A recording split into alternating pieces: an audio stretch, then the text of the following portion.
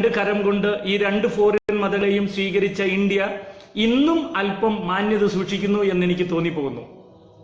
അപ്പോ ഏറ്റവും കൂടുതൽ മുസ്ലിമീങ്ങൾ ഇങ്ങനെ ഒരുപാട് മോശമായ കമന്റുകളും എഴുത്തും റെക്കോർഡുകളും കണ്ടപ്പോൾ എൻ്റെ മനസ്സൊരുപാട് വേദനിച്ചു. ഇന്നലെ വൈകുന്നേരം പാലായിലുള്ള നിത്യസഹായ മാതാവിന്റെ ദേവാലയം ഉണ്ടല്ലോ, ലാളം പള്ളിയിലെ അൽത്താരയില് ഒരു 5 വൈദികരോട് ചേർന്ന് ഞാനവിടെ നിന്ന് മുട്ടയിലിരുന്ന് ദൈവസന്നിധിയിൽ സെക്രാരിയിലിരുന്ന് പ്രാർത്ഥിക്കുകയായിരുന്നു. പ്രാർത്ഥിക്കുമ്പോൾ എനിക്ക് പരിശുദ്ധാത്മാവ് തന്ന ശക്തമായ പ്രേരണ അനുസരിച്ചാണ് ഇപ്പോൾ ഈ ലൈവ് ഞാൻ റെക്കോർഡ് ചെയ്യുന്നത്. ഈ വൈദികനെ ചുറ്റിപ്പറ്റി ഏറ്റവും അധികം കളിയാക്കി എഴുതുകയും പ്രചരിപ്പിക്കുകയും കുറ്റപ്പെടുത്തുകയും ചെയ്യുന്ന എൻ്റെ മുസ്ലിം സഹോദരങ്ങൾ ഗ്രഹിക്കാൻ വേണ്ടി നിങ്ങളുടെ പരിശുദ്ധ ഖുർആനിലെ ഒരായത്ത് ഞാൻ വായിക്കുന്നു. മുസ്ലിമീങ്ങളുടെ ഖുർആനിലെ ഒരായത്ത് വായിക്കുന്നു. അത് 5-ാം അധ്യായത്തിന്റെ 82-ാമത്തെ വാക്യമാണ്. അതിന്റെ മലയാളം ഞാൻ ആദ്യം വായിക്കാം. അതിന്റെ മലയാളം ട്രാൻസ്ലേഷൻ വായിക്കുന്നു. ജനങ്ങളിൽ സത്യവിശ്വാസികളോട് ഏറ്റവും കൂടുതൽ ശത്രുതയുള്ളവർ യഹൂദരും ബഹുദൈവാരാധകരുമാണ് എന്ന് തീർച്ചയായും നിനക്ക് കാണാം. പല ദൈവങ്ങൾ ആരാധിക്കുന്നവരും യഹൂദരും മുസ്ലിമീങ്ങളുടെ വലിയ ശത്രുക്കളാണെന്ന് വ്യക്തം. അത് കഴിഞ്ഞ് ഞങ്ങൾ ക്രിസ്ത്യാനികളാകുന്നു എന്ന് പറഞ്ഞവരാണ് ജനങ്ങളിൽ വെച്ച് സത്യവിശ്വാസികളോട് ഏറ്റവും അടുത്ത സൗഹൃദമുള്ളവർ എന്നും നിനക്ക് കാണാം. അപ്പൊ ലോകത്തിൽ ആരൊക്കെ ഞങ്ങൾ ക്രിസ്ത്യാനികൾ എന്ന് പറയുന്നു അവരെല്ലാം മുസ്ലിമീങ്ങളോട് നല്ല സൗഹൃദത്തിൽ നിനക്ക് കാണാമെന്ന് അള്ളാഹു മുഹമ്മദ് നബിയോട് പറഞ്ഞതായിട്ട് ഖുർആൻ. എന്തുകൊണ്ട് ഇങ്ങനെ ക്രിസ്ത്യാനികൾ നല്ലവരാണ്? ബാലൻസ് ആണ് ഏറ്റവും പ്രധാനം. അവരിൽ പുരോഹിതന്മാരും സന്യാസികളും ഉണ്ടെന്നും അവർ അഹംഭാവം നടിക്കുന്നില്ല എന്നതുമാണ് ഇതിന് കാരണം.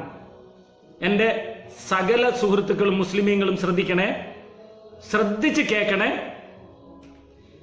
ഓരോ ക്രിസ്ത്യാനിയും ബഹുമാനത്തിന് അർഹനാകുന്നത് എപ്പോഴാണെന്ന് ഖുർആൻ പറയുന്നത് ഇങ്ങനെയാണ്: വിശ്വാസികളോട് ക്രിസ്ത്യാനികൾ സ്നേഹമുള്ളവരാണ്, കാരണം അവരിൽ മതപുരോഹിതന്മാരും മതസന്യാസികളും ഉണ്ട്. അവർ അഹങ്കാരം ഇല്ലാത്തവരാണ്.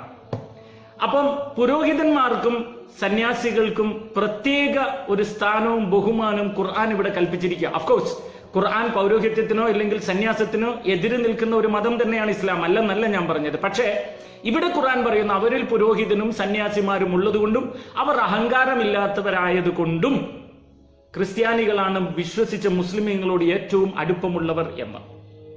അപ്പോ എൻ്റെ സുഹൃത്തുക്കളായ മുസ്ലിമീങ്ങളോട് എനിക്ക് വിനയപൂർവ്വം പറയാനുള്ളത്, ഒരു ലക്ഷക്കണക്കിന് വൈദികരിൽ 1-2 പേരിൽ ഒരു തെറ്റ് കണ്ടു എന്നതിന്റെ പേരിൽ അവരെ ശിക്ഷിക്കേണ്ടെന്നോ അവരെ ന്യായീകരിക്കണമോ എന്നല്ല, മറിച്ച് ലോകത്തിലുള്ള സകല വൈദികരെയും കളിയാക്കി കുറ്റപ്പെടുത്തി എഴുതുമ്പോൾ മനസാക്ഷിയോടൊന്ന് ചോദിക്കണേ, ഇതിന് സ്വന്തം മനസാക്ഷിയോടൊന്ന് ചോദിക്കണേ, നിന്റെ പരിശുദ്ധ ഖുർആൻ നിന്നെ അതിന് അനുവദിച്ചിട്ടുണ്ടോ എന്നൊന്ന് പരിശോധിക്കണം.